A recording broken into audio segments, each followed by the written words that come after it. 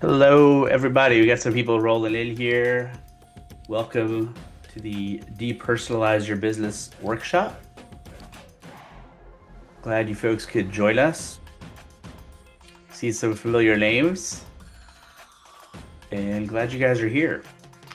So, this workshop today is actually a follow-up from a webinar that Jordan and I did last month, and it was so fun doing that webinar, and we realized we only got to about half of the content we wanted to, and there was so much more we could have said. It felt like we could have put a whole conference on with what we tried to talk about last time. And so we realized there was more work to do and more interest here. And so we decided to have a follow-up, more intimate and detailed workshop. So if you're here, by the way, this is meant to be interactive. This is not like plopping on your couch and watching TV. So it's time to get ready to really pay attention, dig in, and we're going to be doing the homework together while we're on this call. Um, I'll get to the housekeeping there first, and then we'll do a little bit of introduction. So you should have in your email inbox, you should have a link to a heat map that you will be filling out while we're on this call. So check your email right now and go find that. And then also, while you're doing that, just in case, we also have the chat going. And so you'll see in the chat, we're going to be putting in there as well a link to that heat map. Um, when you pull up the heat map, in order to make it interactive, if you don't have Adobe, what you're going to want to do is actually download the heat map, and then you can open it in Chrome or Safari, and that'll make it interactive as opposed to just simply clicking on the link. And I'll say that one more time because I want to make sure this part is helpful for you guys. So you'll see the link in the chat or in your email inbox. And when you click on that link, boy, this is funny. We have all these AIs talking to us in the chat here. Hi, Jim's note taker. Good to see you. So you'll click on the link, it'll take you to a Google Drive, but that's not where you stop. Once you have that pulled up, you're going to click download and then open the download in Chrome or Safari or whatever you're using. And once you do that, you'll find that it'll be interactive. And yes, Yuri, you should be able to see the link in the chat here also. So. Okay, and then by the way, feel free to use the chat, everybody. And oh, Yuri's saying he's not. Oh, I see. Um, Val, when you're posting it, you're only sharing it to hosts and panelists. You need to share it to everyone. There we go, everyone. Perfect. Um, so you should be able to see it now, Yuri and everybody else. So feel free to use the chat, and we'll try to engage with you there. But especially if you use the Q&A feature, that is a really helpful way for access denied. All right, we are working through our tech Good, here. good So start. Val, make sure to make that Google Drive accessible to everyone, not just restricted access. Um, so do that one more time here, Val. Update the access, and then Val, put in the chat. I'm calling it Val. Val is J today, by the way. Val/J. Let us know. Okay, it's changed. Thank you. So you guys should be able to do it now. Um, and again, don't edit it though, please. So make sure to either make yourself a copy or just download it is what you really want to do. And yeah, I guess you guys are all muted by default, but this is meant to be interactive. Feel free to unmute yourselves, and we'll just chat here. It's a small group intentionally, so yeah, just chime in here, guys, as we go. All right, I'm going to start a slide deck here. So let me share my screen. Um, as so, here we go. And so yeah, so you'll be able to reference this. Hopefully, you'll have to bounce back and forth. If you have two monitors, or you can split your monitor, you can pay attention to what I'm doing if you want to, but mostly you're gonna want to have that heat map pulled in front of you. All right, before we get to that heat map, let me just have a brief introduction here. So I think if you're on this call, you probably know me and know who I am. So I'll spare my own introduction mostly, but of course I'm one of the founders and the CEO here at Better Who, and owned a property management company for 15 years, just like you guys. Sold my property management company. Everything that we help our clients with here at Better Who are things that I did for my company, and so I've lived it, I've breathed it, and it's so exciting for me now to have the opportunity to work with companies like yours. And then joining me here today is Jordan Coleman from Live Oak Bank, and Live Oak Bank is a great partner to our industry. They're not a deposit bank, so you'll find those solutions elsewhere, but they're a lending bank, and specifically they really love helping folks purchase property management companies. So if you're looking to acquire, they certainly can help you with that. But also if you're looking to sell, they can help you with that too. Think about it like if you're selling your house, you might want to go talk to a mortgage broker and sort of get a pre-approval package put together so that when a buyer comes along, they know exactly what it looks like to buy your house with lending in place. So Jordan, what else can you tell us about yourself and about Live Oak Bank? Yeah. Well, again, excited to be here. It's our part two. We ran out of time, talked too much on our last webinar together. So this one is definitely unique that it's more of a hands-on workshop. So excited to kind of see the outcome for people and how this works. But yeah, I mean, you hit the nail on the head. We specialize in property management financing from the acquisition side to working capital to refinancing existing debt and really help property managers and owners understand what they're buying, what they need to do to sell their business. Because again, at some point in time, the goal is to have a business, build it, and then sell and take your next venture and step in life. So we're really here to kind of help walk side by side on the financing side of property management.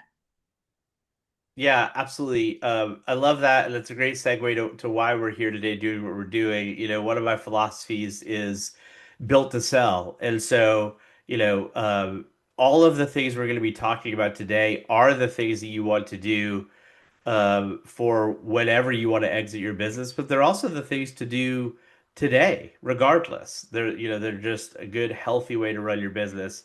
And the truth is, by the way, none of us ever truly know when it's going to be the right time to sell our business, or when the opportunity comes along to buy another one. So we want to be positioned for those things no matter what. All right, so without further ado, let's jump into to our strategy here. Let me also pull the chat up in front of me just so I have that handy. Okay, great. Um, all right. So let me jump in here. So the big question we're going to be jumping in here today is, is your revenue and your business predictable, profitable, and built on a system, or is it still relying on you? And that will be the question that we're going to objectively and strategically answer together today. So get ready to really fully participate in that way. So by the end of this hour that we have together, we're going to identify your top two risks of how your business is still dependent upon you. We're going to quantify the best we can on, what that dollar amount exposure is because of those dependencies, and we'll work on how to eliminate those dependencies and get the outcome we're looking for here. So, these are some of the big picture problems that we're trying to address today in the workshop. Things like when something needs approval, is it coming to you as the business owner or a key decision maker? Are things still getting escalated to you? What things are getting escalated to you? Are there things getting escalated that really shouldn't be escalated? What are the decisions that, where you're the bottleneck on those decisions? And, do your client relationships depend on you? And that's a big one, right? Because when you go to exit your business one day, whoever's going to want to buy your business, that's an important question to them. They want to know that those clients are there because of the company and the value the company creates, not just because of the relationship with the owner. Yeah. Um, okay, so what do buyers see here? They want to see, again, how much is the business dependent upon you is equivalent to the risk that they're taking when they buy your company. So if you don't make any of the changes we're going to identify today, then your revenue remains fragile. You are continue to put bottlenecks on your business.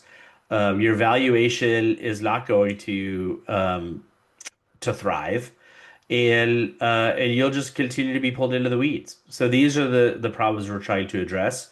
And the good news is there's a clear plan for it.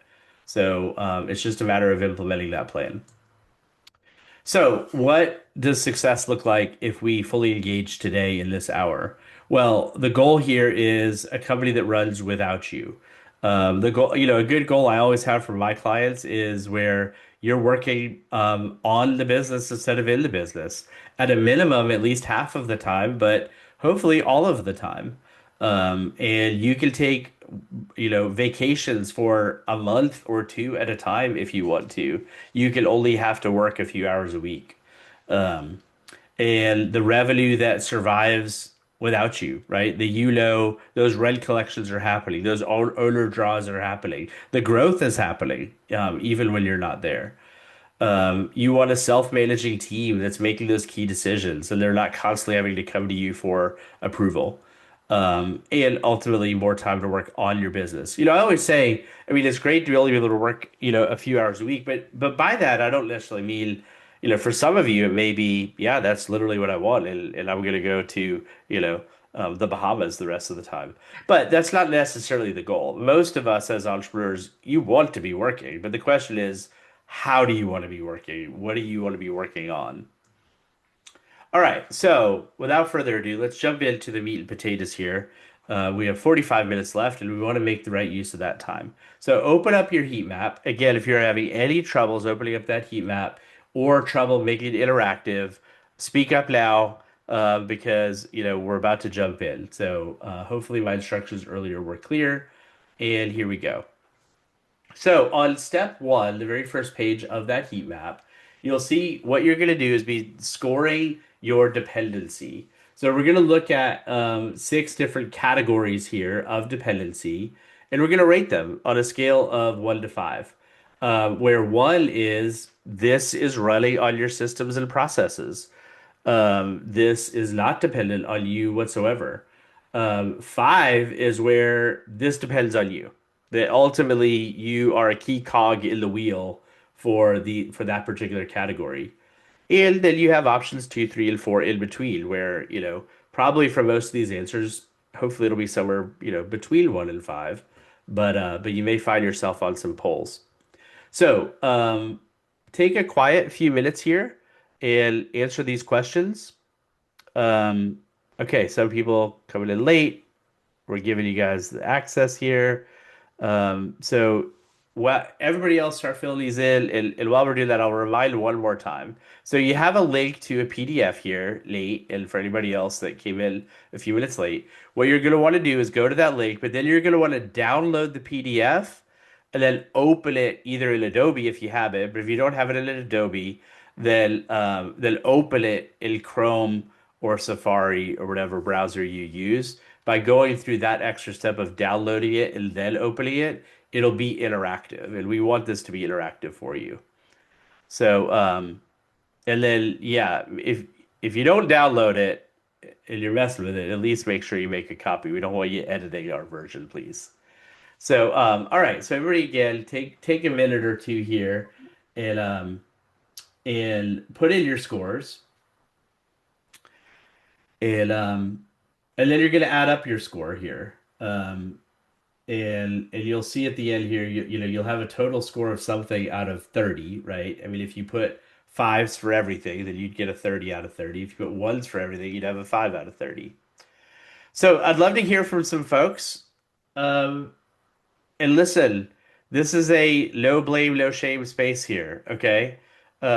Wherever you are in your business journey, we've all been at that place, at some point. I certainly have. There was a long period of time where I was a 30 out of 30 on this score. So we're all here to help and support each other. Don't be shy, but chime in here. Unmute yourself, or just put it in the chat. But let's hear what were some of the scores you guys are getting.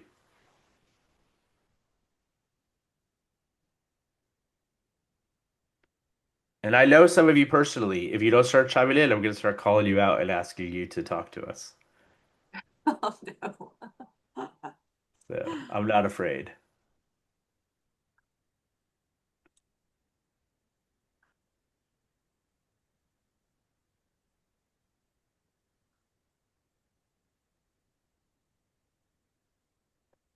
There we go. We got some answers. Cam, all right. Well, Cam was going to be one of the people I was going to call out. So thank you, Cam. Um, yeah, can you speak on what exactly you mean by revenue origination or exposure? Um, Yeah, I'm going to see what Jordan thinks about this one. And of course, some of these things will be a little fluid and subjective, and we get that. It's not going to be, this isn't just purely objective. But Jordan, when you guys are analyzing a business and you're looking at, where the revenue's coming from or what risk factors exist with that revenue, what are you guys looking for? Yeah, so we're looking at what's making up the revenue. And I guess in this type of scenario, it's who's originating this revenue. Is it you as the owner going out and getting new revenue, getting new doors in place? Do you have a BDO that's doing all of that? Who's generating the actual, additional income and additional revenue to grow and maximize your business operations? And then we're also going to look at what's included in that overall revenue. Is it, 50% management fees? You've got leasing fees. Is there brokerage revenue involved? So what are your different sources of revenue? The percentage compared to total revenue in each kind of sector and department. And who's generating that? How are you getting the revenue in the door? Is it relying on you as the owner? Is it relying on your employees? So that's what I view the revenue origination and that revenue exposure. Great, thank you. One other question we had here is how do we look at maintenance revenue? We talked about this a lot in our last workshop, by the way. And so by the way, I think we recorded the last workshop and or last webinar from last month. So Val, let's make sure that anybody who signed up and attended the workshop today, let's make sure we also send them the recording from the webinar from last time. So we did talk about that a lot last time, and yeah, it was very interesting. I actually learned some things and was grateful for that opportunity for Jordan to explain that if you have a healthy maintenance department or business unit that is also operating adjacent to your management company, then you guys absolutely love to see that, right, Jordan? Yeah, yeah. I mean, if you've built out your own maintenance company, and you are no longer having to outsource that and pay expenses, and now you're generating revenue, you're saving costs and expenses by doing this. I mean, we obviously would want to understand what's the overall percentage going towards property management versus the maintenance side. Just to kind of have a good idea of the overall business, whether you're buying another one and or selling. But yeah, I mean, that's really an arm and a sector to property management. So something that we most certainly are comfortable with and look at as we're valuing these types of businesses. Now, what you don't want to see, and this is something that I sort of get a little preachy about sometimes, is, in my opinion, if you're going to have, a maintenance business unit or a separate maintenance company, your management company, your maintenance company, both of those deserve to stand on their own 2 feet independently. Hmm. And a lot of people out there either have one as a loss leader for the other, right?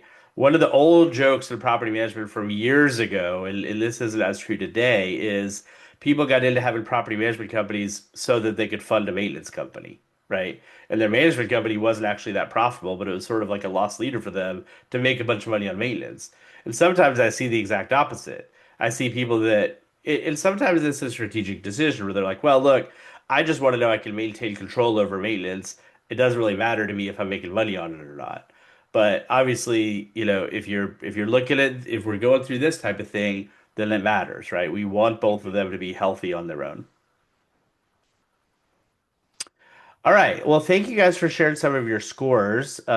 Jim, one of our clients, 17. That's a great score, Jim. Like to see that. Okay. Well, thanks everybody. I hope you got your scores in because they're gonna matter here. All right, let's go to step two. Um, All right, so we added up our scores. Good job. Oh, actually, let me go back to that. So by the way, the kind of just to highlight what we're looking at when we look at these scores, if you got a 6 to 12, then I mean, good on you. This is great. You're very well positioned. You're achieving some good things here. If you're 13 to 20, then you're probably where a lot of companies are. And there's definitely still some good opportunity for you to continue to make some good progress. If you're 21 to 30, then yeah, there's a lot of opportunity for you here. But the good news is the pathway is clear on how to get from 21 to 30 into the 6 to 12 range. So thank you guys for being honest with yourselves, and with us about what that looks like. All right, so the next thing we're gonna do is if you go to step two, on this heat map exercise, you'll see red zone one and red zone two. And so what we want to do here is circle your two highest scores from above, right? So go back to those six categories and circle the two that you identified with your highest scores. And I'd love to hear from some of you guys. Just drop in the chat. Like, what were some of the things that were the highest scores for you guys? Um, Pop it in the chat. Let's see. I want to hear if we see some common themes among the group. Because if so, we probably can, address some of that right now. All right, and then list those two categories under Red Zone 1 and Red Zone 2. And then you can kind of see here, buyers assume, these areas create the following things. And so what we want to do here is list it out in one sentence. Write what a buyer would worry about. If I were buying this company, I would worry that X. All right, and I'm glad some of you guys are chiming in here. So um, approvals and exceptions and crisis. We still got some of the revenue stuff, escalation. So yeah, we're hearing a variety of things. So this is great. So so check those boxes and write out those sentences. In one sentence, write what a buyer would worry about. If I were buying this company, I would worry that X, right? So take a minute, think about that, and put your answers in there.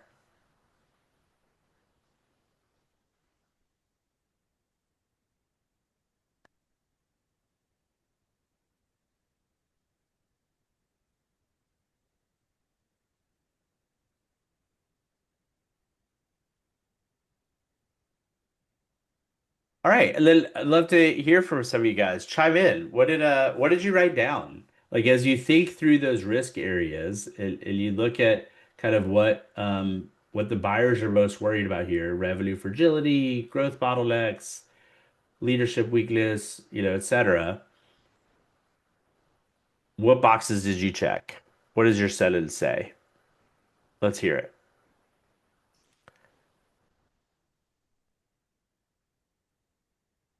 True cost of operations and true margin. Good one, Chris. Yeah.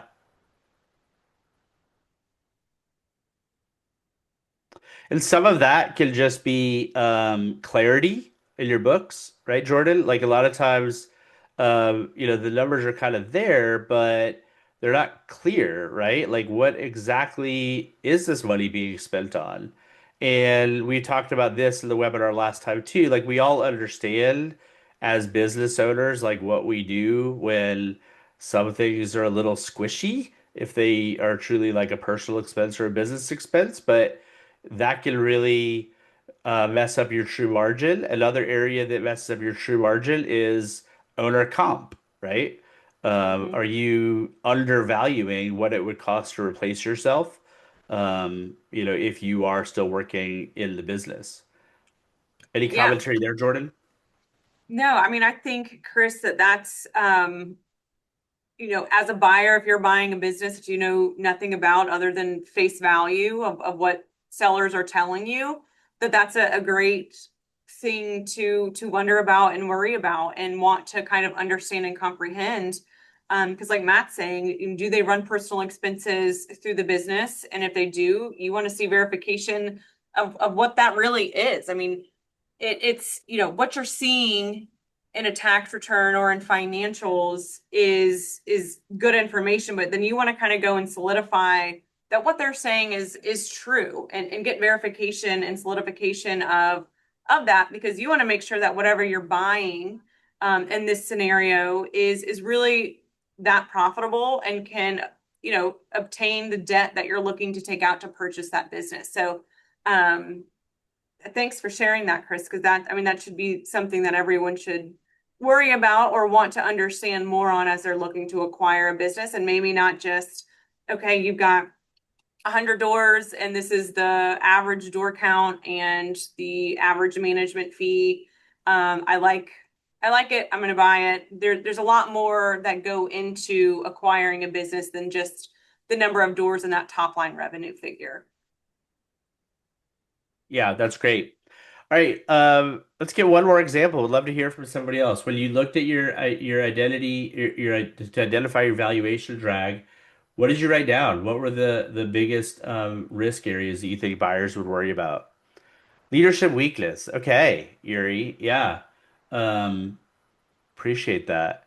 KM, the team has tools and critical thinking skills to handle crises. Yes. Yes. That's a good one. Okay. All right. So, by the way, if you are finding this helpful so far, you'll see on your screen here that I have up on the slideshow, there's a QR code. Would love for you to scan that QR code and download this leads list. It's a resource that we put together just for you guys who are on this call with us. So I want to make sure you have access to it. Val, can we also go ahead and drop a link to the leads list in the chat? If so, let's do that also, and make sure everybody has easy access to get this leads list in front of them. And a little Okay. context on the needs list is kind of going into the red zones and the what you as a buyer would be worried about when you're buying a business. This needs list is essentially allowing and helping us do an analysis on a business that you're looking to acquire, or if you're looking to sell, so we can kind of understand the revenues, the staffing, the trends, the door count, and make sure that the business, again, buying or selling, is ready for one of those two options. So that's just allows us to go a little bit more in depth, and have a more in-depth conversation on the business itself and the margins and what we want this to look like for you. Wonderful. Thank you, Jordan. And thanks for working with us on putting this resource together for these folks. It's been a good collaboration. I want to really, Jim, thanks for chiming in with what you just said. And I want to actually comment on it here because this is a great comment. So, Jim said, when he thinks about what people might worry about, he said, new client acquisition, sales, and marketing are all handled only by the PM owner. They also set all pricing and control all financial transactions out of the company with new process and procedures for either business function. And this is great. It's a really helpful comment because when we look at our risk score interpretations earlier, and we kind of put them into three buckets, right? And Jim, if I remember, you were like a 17 or something like that. And so what you wrote here actually aligns perfectly with what I would think with somebody that's kind of right in the middle. Because, if you're 21 to 30 on this on that risk score, it probably means things. Oh, no processes. Right. Okay, gotcha. Thanks, Jim.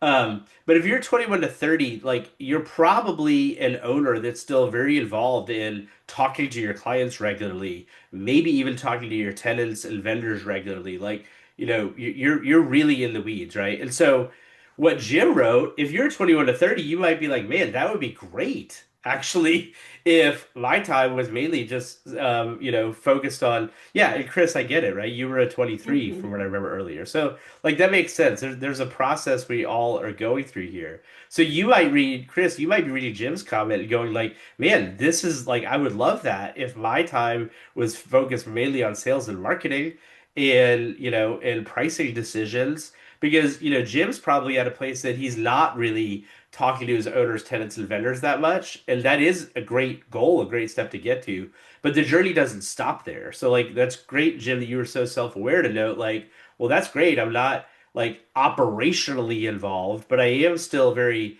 growth involved in, certain decision making involved that maybe I can also escalate those things or delegate those things. And so, don't stop when you get to Jim's level of like, okay, well, this is great. Like now I'm the BDM of my own company, basically. It's like, okay, well, the next goal is get to that 6 to 12 range where even those things don't depend on you either. So, okay. All right, let's keep us moving here. We're about halfway through our workshop, and I do want to make sure we get through everything today. So, step three on this heat map, the 30-day absence test. Now, of all the things we're going to do today, I really love this one a lot. So, so pull this one up, um, and you'll see what this looks like. Transferability is revealed when the owner is unavailable. And this is, sometimes this is a rip the band-aid off type thing. I have a lot of clients I work with where I'm like, hey, what would that look like if you were just gone for a week? And when I say gone, like you didn't bring your laptop and you didn't check your phone, right? Because a lot of people they cheated a little bit, right? It's like, well, yeah, I went on vacation for 2 weeks, but my spouse was fussing at me because I was on my laptop 4 hours every day, right? Or we got to the end of the day and I couldn't go out to dinner because I had to put out some fire that just came up that day, right? Like things like that, right? And so sometimes this is like a way to stress test the situation is like just do it, just go away, and it's like what? Maybe something really bad will happen. Maybe even a client will fire you, right? But like it might still be a worthwhile exercise to just stress test your own business and to just clearly communicate to the staff like this is the deal here. Like you can't, I can't be your comfort blanket. I can't be your ESA, right? So, all right, so let's fill this in. So if you were completely out of the business for 30 days, what would happen first? And you'll see a bunch of options there, right? Will your sales slow down? Will your decision making stall? Will your team just kind of stress out a bit? Will or sometimes like this is the one that I hate, right? It's like, yeah, I was gone for 2 weeks, and then you get back and it takes you 3 weeks to catch up from the things you were gone for 2 weeks. It's like the business kind of stopped without you being there. It's like, yeah, you were gone, but you got all these escalations that are just sitting here waiting on you to come back. Um, so and then who should fill so let's do that, right? So fill that out and then you can complete this sentence for absent for 30 days. The business would struggle because XYZ. So fill that in. And then when you look at these categories here, who should fully own your two high risk areas? And And just because you name a name here, I don't want you to feel like, oh, okay, today is, Wednesday at 2:30 Eastern, and Matt said Susie should own this thing. So by 3:30 today, that's it. They're gonna own it. Like, look, we're just identifying who should own it. And hopefully you have a person's name. If you don't have a person's name, at least hopefully you have a role that you can write down. And maybe you're the one wearing the hat in that role today, but it can help you identify a hat you need to take off in your business eventually. So look, whatever name you write down, whatever role you write down, don't feel like you have to know the answer to the timeline. Just know the answer to the question. And if it takes you 1 month, if it takes you 6 months, if it takes you a year to get there, at least we know where we're headed. Okay? Yeah, I So feel like it so gives you yeah. an idea to kind of dive in and understand what areas is the business truly dependent on you. And again, you're building your business to eventually sell. And so, in order to do that and to eliminate risk for when that time comes for a new buyer, again, you want to make sure that the business is depersonalized and that it can continue running if you do take that 2 week vacation. And so, I mean, great tool to kind of understand and just kind of get your wheels turning on what areas can I improve and what's truly dependent on me, or do I have someone in place to kind of help fill that gap? Yeah. Thank you, Jordan. Okay, so let's hear it in the chat again, guys. And I don't mind the same few people chiming in, but would love to see some of the other names too here. I see we have other folks attending, and but chime in here. What's coming at you with this step three here? What did you write for that sentence? How would your business struggle? What did you write down for the key red zone areas? And who needs to be owning those things instead of you? Okay, Yuri, business was struggling because no one runs payroll. Oh yeah, this came up last time, or I don't know, it came up for me recently in another conversation I had. Um, yeah, that's a good one. Payroll. Okay. And an important one, right? Like, especially by the way, if you're doing payroll every other week, which I hate biweekly payroll because I hate those like 2 months out of the year when then I have to run three payrolls. So I really love running my business on a monthly payroll and just setting that expectation up front. But so, but even then, even if it relies on a monthly payroll, like you're having to plan your vacation around like, oh shoot, I can't take vacation this day of the month because I have to run payroll. Or I know, well, if I am on vacation, I'm gonna have to set aside at least a little bit of time to make sure payroll gets done that day. That's no fun. For some of you, it might be rent collection day too. I hear a lot of property managers are like, well, I can't take off the first week of the month. Like we're trying to collect rent that week. All right, what are some other answers you guys were coming up with here for step three? How would the business struggle if you were out for 30 days? Matt, with you owning your own property management company in the past, what would your answer have been? Oh, good one. Um, Not to put you on the spot. yeah, no, I love it. Let me look here. I made the mistake early on in my business of giving my cell phone out to too many of my clients. And so my answer might be clients begin calling you directly. You start Yeah. getting those texts from certain clients, stuff like that. And so then that's hard to undo. Once they have your cell phone, like unless you're gonna change your number, they got it. And so that was what I had to undo, and it took a while to, the way to undo that is basically ignore them or just tell them like, yep, so and so will get back to you. But that would have been my answer for a long time. Yeah, that would be a hard one to kind of have to avoid and undo, like you said. Yep. All the Yeah, it's a problems that lot of you're retraining of your clients. yeah. All right, I'll move us on to step four here. Okay, in step four here, and so this is probably my favorite step here, the delegation ladder. So every red zone sits somewhere on the scale below. Where do your red zones currently land? So we identified your two red zones earlier. So you're gonna write your red zones in again here that we've already identified. Um, And by the way, nobody answered this question, but I hope you guys came up with some real answers for who needs to own your red zones.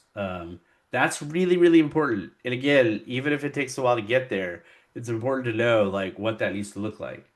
So, but now we're in the delegation ladder. So list your red zones again and put down, 1, 2, 3, or 4. How dependent is this on you right now? I decide, they recommend, I approve. They decide with certain, like knowing that they have parameters, or they just simply decide and report back to you. Um, I can't remember if we talked about this on our webinar last time, but one thing that we've been working with a lot of our clients on here at Better Who lately is a RASI matrix.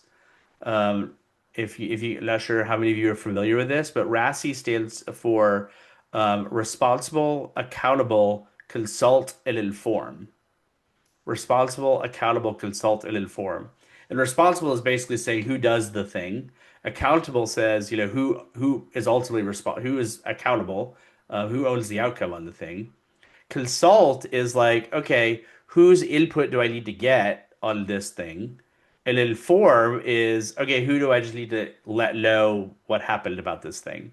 And it's basically a decision-making matrix. And so as on this heat map, this may be an exercise you set up for yourself is just set up a simple spreadsheet with, RACI across the top, and then along the left side, just list out certain tasks or decisions and start listing out like who's responsible, who's accountable, who needs to be consulted, who needs to be informed. And that can be really helpful. And so you'll see hints of that here on the delegation ladder, right? Like this is, sort of a certain version of a RASI matrix right here. Um, all right, and then the last part of this delegation ladder is where will your red zone sit in 90 days? In other words, what commitment do you want to make for moving up this ladder, right? Like if today your red zone area is like number one, it's I decide, like where can you get it to in 90 days, right? Can you get it to a two or a three or a four? All right, chime in the chat here with some of your answers to your particular red zones. Were you a one, two, three, or four? Let's see it.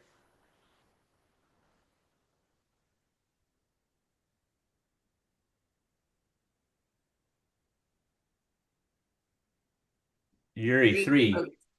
Good, good. That's good, Yuri. Jeff, three. That's good. Those are good places to be. Nate got a two. Okay. Anybody get any ones?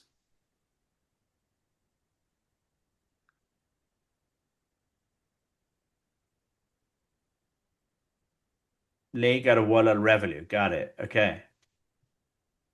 Okay. And then for those of you guys that answered here, Yuri, Jeff, Nate, what was your commitment? Like Yuri, if you got three on both, could you get to four on one or both of them? Do you want to? Jeff, same question to you. And then Nate, what do you think? Can you get that one and a two up to something higher? Got it. Yuri likes what he has now with the guardrails. And that does make sense depending on what the red zone is. Um, and then Jim, sales and marketing red zone one to four, assuming four is bad. Um, no, no, no. In this case, the point here is, you know, for me and what I would want for all of you guys to have as many fours as possible. Um, Okay, Nate, I don't know how to get to two or three on revenue. Got it. Well, Nate, shoot me an email, Matthew@betterwho.com, and let's chat more about it. Happy to have that conversation and dig into the weeds with you. Okay. Um, okay. I'll keep us moving along here. But yeah, for any and that's an open invite for any of you guys here. Again, we're purposely keeping this workshop intimate, so yeah, Val, make sure to drop my email address in the chat here, so everybody has it. And any of you guys are welcome to shoot me an email, and we can chat more about your particular situation. Um, oh, okay. If Forrest target by sales and red zone is a one, got it. And that makes sense. I mean, you said you were kind of the BDM right now, so um, okay. All right, let's keep us going here. So move decisions. All right. We talked about that. Installing the guardrails. Yeah, I mean, so any of you that are a two, by the way, getting from a two to a three wouldn't be that hard if you do kind of what Yuri did, which is like, hey, I don't need to be involved in every level. I'm gonna give you guys some guardrails, right? And so some of that might be like on the financial side, right? It's like, hey, I give you carte blanche approval. You can make any decision you want up to $500, right? So like if a tenant or an owner is dealing with a certain situation, like I trust you to just deal with it up to a $500 limit. If it's past $500, involve me, right? Like that'd be a very classic example of a guardrail that makes a lot of sense. All right. All right. So step five, replace you with structure. And a little time check here. We got 15 minutes left, so we're on pace. We're doing well here.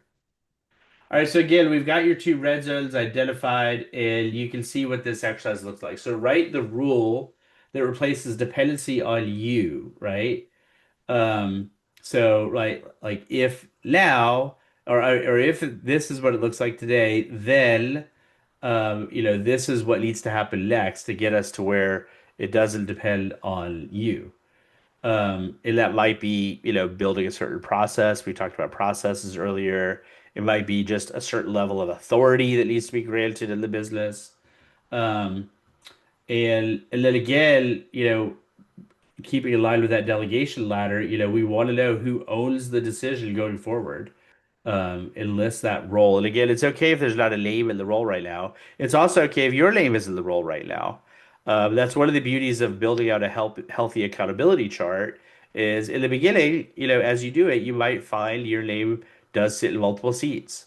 But it also helps you when you do that activity, it helps you identify which are the seats you don't want to be sitting in long term. All right. So, and then as you fill that out, you'll see the bottom here. So, which guardrail will you implement? You can see there's different ways. You could put a KPI in place, right? Like, okay, the guardrail here is like you're free to do whatever you want as long as you're hitting this certain KPI. Or maybe it needs an SOP, right? Hey, you can do whatever you want, just stick to this process. Or escalation thresholds. That was the example I used earlier with like a dollar limit on something. Um, Client protocol, revenue approval limit. Well, I guess that was what I was talking about earlier. So what plan do you want to check here? So again, who's going to own the role? What needs to be true? Which guardrail could you put in place? Um, okay. I'll give you guys a minute to really think about this on your own. Fill your information in. While they're doing that, anything coming up for you here, Jordan, that you want to make sure to add? Um, I mean, no, I think the heat map is a really, really awesome tool to use. I think from the financing side, it just all comes back to the valuation can be dictated on how involved an owner is in their business and if they've got the support and systems in place to where they could be somewhat of an absentee owner is going to only help kind of that valuation when you're ready to sell at that time. Yeah. All right, Jeff, thank you for chiming in. So SOP and KPI tracking are our main priorities right now. Love it. Those are two really, really strong um, tools to put into place. Who else can chime in with either priorities you already know you have, or maybe something's coming up for you here that you know you want to do?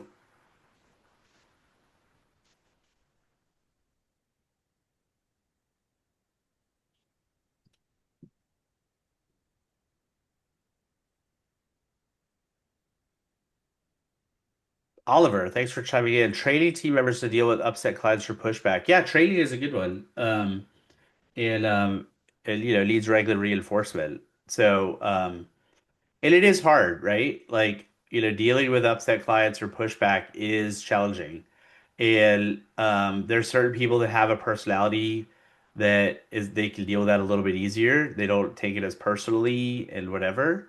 But it is definitely a skill set that you got to flex that muscle and learn how to do that over time. Yeah, that's a great answer. All right, let me move us on here to step six on the 90-day. Oh, sorry, where are we here? So there is step six. I want to make sure to hit here. Not a slide for that, but let me make sure I hit this here. And so this one here is basically just asking the question, like making your best guess, going back to this idea that, if you took that 30-day absence, what would that mean on your business? Is there a dollar amount that you could put on it that you would be concerned that just by virtue of you not being there, it could have a financial impact on the business? And then we put a checklist in here, or some multiple choice options for you to kind of think through, right? Like, what are the things that might happen? those pricing or exception approvals, client conflict, sales approvals, hiring or staffing decisions. This is such a good one. We are at that place now with Better. As a matter of fact, we just hired somebody last week, and I don't interview people anymore. And that's a great place to be as a business owner, to really trust my team to make good hiring decisions. And I don't even get to meet them until after they're onboarded.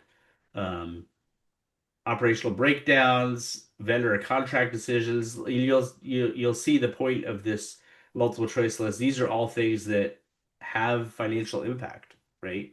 These are all things that cost money or make money. Um, and so check some boxes here. Would love to hear what's coming up for you guys here as you look through this list, and what structural changes would prevent these escalations. And then the last question here, and this one is, if we focus here, would love to hear some answers. If you don't make these changes, then what are you risking?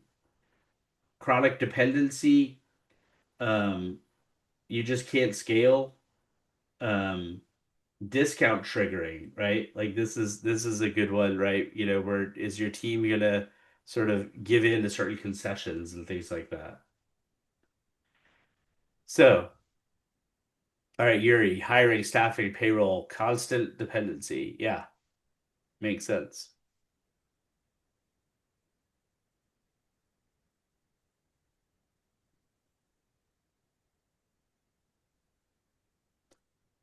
What else? When you guys look at the bottom line here, what is your biggest risk here? The certain type of chronic dependency, like Yuri mentioned, limiting growth factors. What's coming up for you guys here?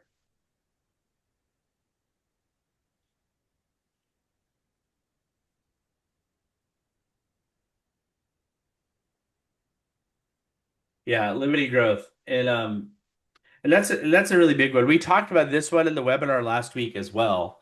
I got to a place in with my management business where I was working about 4 to 5 hours a week.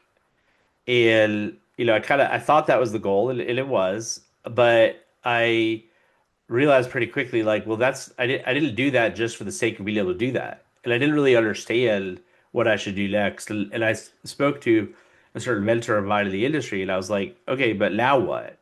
And he said something that really still impacts me to this day. He said, well, he said, I think your job is to exponentially increase the value of the business. And it was such a powerful phrase for me, because the exponential was a powerful phrase, because it's tempting as a business owner to make yourself the BDM, but even as a BDM, you're probably only linearly increasing the value of your business, right? And then value is such a strong word, right? Like it's not revenue, it's value. And value comes in all sorts of forms, right? Value comes through efficiency, it comes through margin, it comes through revenue, it could come through multiple verticals like we talked about earlier. Um, and so yeah, good answer there, Eric, with limited growth. Um, I wonder if this means Jim is gone. Jim's AI decided to chime in. So thanks, Otter. Oh, you're still here. Well, your Otter is speaking up on your behalf, I guess. I don't know what that means, but all right. Let me keep us moving on here because we are getting near the end of our time. So you'll see the step 7, the last step in our heat map here, your 90-day transferability plan. And this is where you're going to make a commitment to yourself. Think of this almost like a little compliment or contract with yourself here. And I really want you guys to do this step. So based on everything we've talked about here, what is a fix you're willing to commit to for red zone number 1? What is a fix you're willing to commit to for red zone number 2? What is a date you're willing to have a commitment by, right? A date makes it not simply a hope and an aspiration. It turns your fix into a commitment. Who will be accountable for making sure this gets done? Is it you? Is there somebody else in your team that can hold you accountable? But who will be accountable? Um, and what is going to be the impact if you don't do what you commit to right now? What will the cost be? And the cost doesn't necessarily mean a dollar amount, right? But just what is the cost of not doing this plan? Um, okay, and then this final reflection here, control feels responsible, but leverage creates value. And this is so key, right? Like it's so tempting. Like control can be intoxicating in this way. And it feels like the right thing to do, right? Because this is your baby. You built this thing. But leverage is where you create value. Delegation is where you create value. Um, and so, if a buyer were to ask you today, how does this business run without you? Could you confidently answer yes or not yet? Um, all right. You'll see at the bottom here, this conversation, this journey doesn't have to stop here today with this workshop. We have some other tools, some that we've already mentioned. And we have the ability for you to continue the conversation with Jordan and I one on one. So here's the plan that we want for you guys. We want you to be able to contain these risks that we've talked about. We want you to have a structure in place for some of you guys that are here that are already our clients, especially our consulting clients. You've seen firsthand what some of those structural changes look like. And then developing leaders, delegate and elevate, right? And this is a number one job that you all have here as business owners is continuously developing your team and putting them in positions to succeed with what you want to delegate to them. Like for Yuri, right? There is a path forward, Yuri, where somebody else can run your payroll and it's not you. And with the right development, with the right people in place, that could be achieved. And removing those bottlenecks. All right, so yeah, let's schedule a time. You see this QR code right here. You can access the QR code. You can also see we put a link in the chat where you can get time directly on my calendar. Um, from there, anybody that also wants to chat with Live Oak Bank, definitely will make sure to get that connection for you going as well. Um, Jordan, what's your email address in case anybody wants to reach out to you directly? Yeah, I'll put it in the chat. Okay, perfect. So yeah, anybody that wants to talk with Jordan about anything that Live Oak Bank can do for you, especially if you're looking for an acquisition or need help with just helping to value your business. But yeah, all the stuff that we talked about here, these are the things that we regularly help our clients with here at Better Who. And if you're already our client, want to continue the conversation with me personally, happy to have it. If you're not one of our clients, definitely would love the opportunity to chat with you one on one and help make sure you're on the path you want to be on and can fulfill the commitments that you're making to yourself today. All right, we did a good job with our time. We have 1 minute left. Anybody that wants to put anything in the chat at all, comments, questions, slide remarks, dad jokes, anything you want, let's hear it. Got What 60 seconds. you got 60 seconds to make me laugh or feel inspired. Biggest takeaways today. If there's one thing you took away from this workshop today, what's the one thing you took away?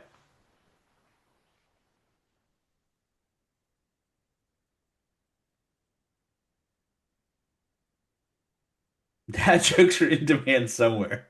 That's true, Eric. No way I could be away for 30 days. Got it. That's your biggest takeaway. And I know Yuri personally. Yuri loves to travel. And so Yuri, imagine what it would be like if you and your husband were able to travel and not think about work at all for 30 days. Yeah, loves travel with my laptop. All right, Yuri. Next time I see you, I'm going to challenge you to travel without your laptop. All right, thanks everybody. I really appreciate you guys being here and appreciate the community that we're developing just through these workshops and webinars. So be on the lookout for more good stuff to come. Thanks everybody. Bye.